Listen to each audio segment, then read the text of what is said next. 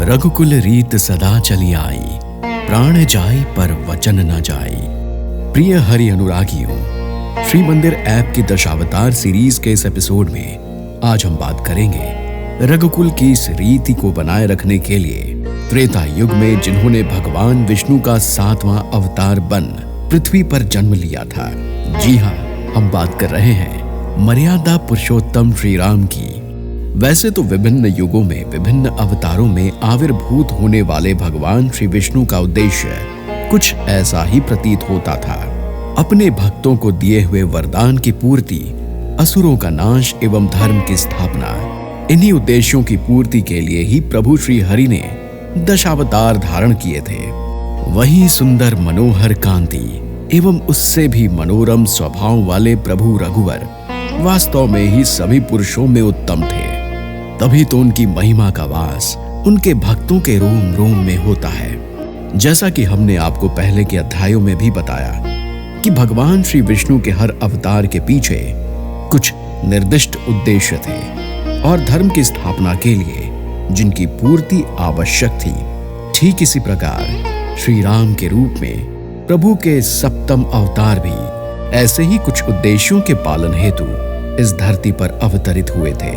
आइए आज हम आपको उन्हीं उद्देश्यों के बारे में विस्तार से बताते हैं। स्नेहियों, श्री राम के उद्देश्य से जुड़ी कई किंवदंतियां प्रचलित हैं। इनमें से एक उस समय की बात है जब स्नादिक मुनि श्री नारायण से मिलने के लिए बैकुंठ गए थे। तब वहां जय और विजय नाम के 2 द्वारपाल पहरा दे रहे थे। जैसे ही उन्होंने संकादिक मुनि को देखा तो उनका मजाक उड़ाते हुए उन्हें रोक लिया। इस पर मुनि अत्यंत क्रोधित हो गए और उन्होंने जय और विजय को यह अभिशाप दे दिया कि वे दोनों आने वाले 3 जन्मों तक राक्षस कुल में जन्म लेंगे।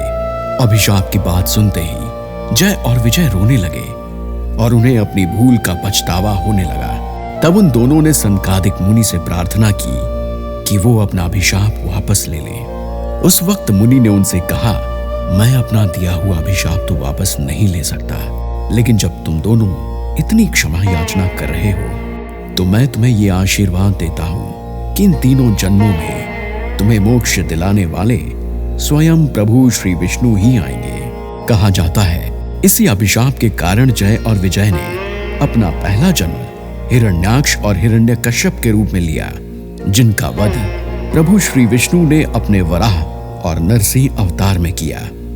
वही उनका जन्म रावण और कुंभकर्ण के रूप में हुआ और उनके संहार के लिए श्री विष्णु राम अवतार में आए। इसके बाद तीसरे एवं अंतिम जन्म में जय और विजय शिशुपाल और दंत वक्र के रूप में जन्मे थे, जिनका संहार मधुसूदन ने किया था। वहीं प्रभु श्री राम के अवतरित होने की एक कथा मनु और शत्रुपा से भी जुड़ी हुई है। मान्यता है कि मनु और शत्रुपा ने अपने कठोर तप से भगवान विष्णु को प्रसन्न किया था। इसके बाद जब प्रभु उनके समक्ष प्रकट हुए और उन दोनों से वरदान मांगने को कहा, तब उन्होंने प्रभु से यह वरदान मांगा कि शत्रुपा के गर्भ से प्रभु के समान तेजमय एक संतान पैदा हो। इस पर प्रभु ने उनसे कहा, इस पृथ्वी पर मेरे समान कोई और नहीं है, लेकिन तुम दोनों की इच्छा का मान रखने के लिए मैं स्वयं ही आपके गर्भ में जन्म लूंगा। यही मनु और शत्रुपा अगले जन्म में राजा दशरथ और माता कौशल्या के रूप में पैदा हुए और उनके पुत्र के रूप में श्री हरि ने प्रभु राम का अवतार लिया था। वहीं प्रभु के श्री राम अवतार से एक और रोचक कथा भी जुड़ी हुई है भक्तों।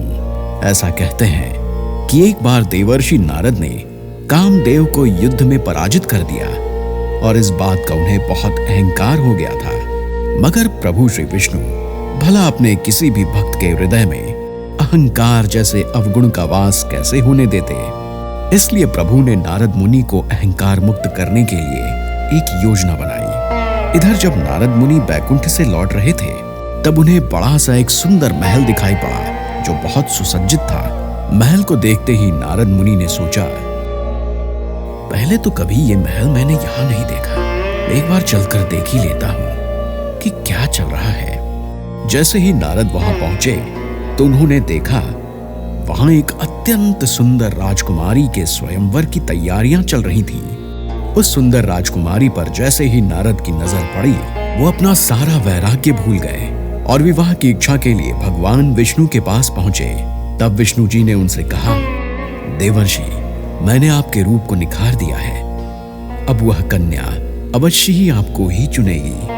प्रभु के इस आश्वासन से प्रसन्नचित्त होकर जब नारद मुनि वहां पहुंचे तो कुछ अलग ही दृश्य देखने को मिला। उस कन्या ने नारद मुनि की ओर मुड़कर देखा भी नहीं और इस बात से देवर्षि अत्यंत ही दुखी हुए। जब उन्होंने पानी पीने के लिए जलाशय में अपना चेहरा देखा तो उनकी शक्ल एक वानर जैसी थी। अब तो नारद जी अत्यंत क्रोधित हो गए और जैसे ही विष्णु भगवान के पास पहुंचे तो उस कन्या को वहां देख पूरा माजरा ही समझ गए।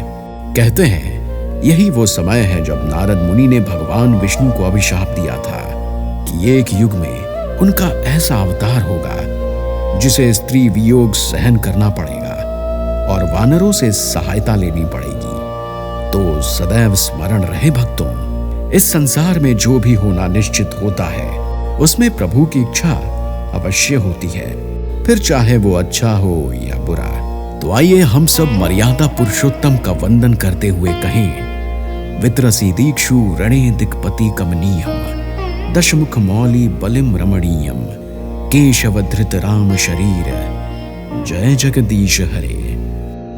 द्वापर युग में आए भगवान विष्णु के अवतार की महात्मय कथा के बारे में जानने के लिए सुनते रहिए श्री मंदिर ऐप की यह श्रृंखला।